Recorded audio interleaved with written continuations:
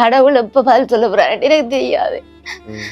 எல்லாரும் வாழக்குள்ள நல்லா, நான் மட்டும் இப்படி ஏன் என்ன எல்லாரும் சொல்றாங்க பிச்சைக்காரி மென்டல் பைத்தியம்னு சொல்றாங்க. தலையை பிடிச்சி சிவர்ல அடிக்கிறது, கழுத்துல கால் வச்சு மிதிச்சது, அப்படி நிறைய கஷ்டத்துக்கு மத்தியில நான் இந்த பிள்ளையில வளர்த்து வந்து அவர் ஏற்கனவே இயக்கத்துல இருந்தவர். அப்ப அவருக்கு இயக்க பிரச்சனை வந்தது, ஆமி பிரச்சனை வந்தது. ரெண்டாலையும் நான் அவரை காப்பாத்தி விட்டு நான் ஏல் படிச்சு கொண்டு இருந்தேன். அவன் அந்த டைம்ல நல்லா வைப்பாருன்னு சொல்லி ஏமாத்தி காட்டின மாதிரி தான். அவர் அன்புக்கு முழுமையா நான் எனக்கு கத்தி கத்தி ஒவ்வொரு இரவும் ஏலாத கட்டத்துல நீ கத்துறலன்னு சொல்லித்தான் முடிவெடுத்துறான்.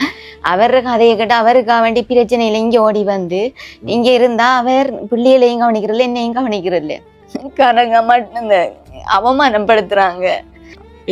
ஒரே இங்க சண்டை தானே, எல்லாரும் வந்து பார்த்துட்டு நிற்பாங்க. அது எனக்கு ஒரு மாதிரி.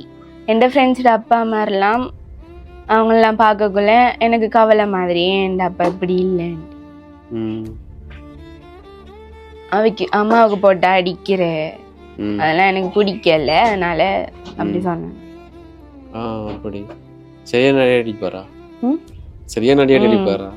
எத்தனை வயசுல இருந்து? நான் 2ஆம் ஆண்டு அப்படி ஏதோ இருக்கக்குள்ள அம்மாவை அடிச்சு அம்மா மயங்கிட்டா.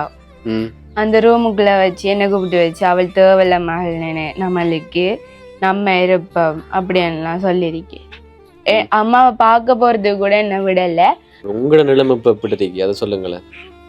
எந்த நிலைமை, கிளாஸ் ஃபீஸ் இல்லைண்டா கிளாஸுக்கு போறல, அங்க விடுபட்ட பாடம் ஒன்றும் விளங்காது, காமர்ஸ் அக்கௌண்ட்ஸ் தானே, ஒரு கைடன்ஸ் இல்லாம இப்படி. அதோட கிளாஸுக்கு ஏற்றி போறண்டாலும் அம்மா அந்த டைம்ல ஏலாண்டுட்டு இருப்பா, அவைக்கு உடம்பு முடியாம, அவைக்கும் வருத்தம் தானே ஏழாயிரம். அப்ப அது வர பார்க்க பாவம் மாதிரி, ஆனா நான் அதை வெளிக்காட்ட மாட்டேன்.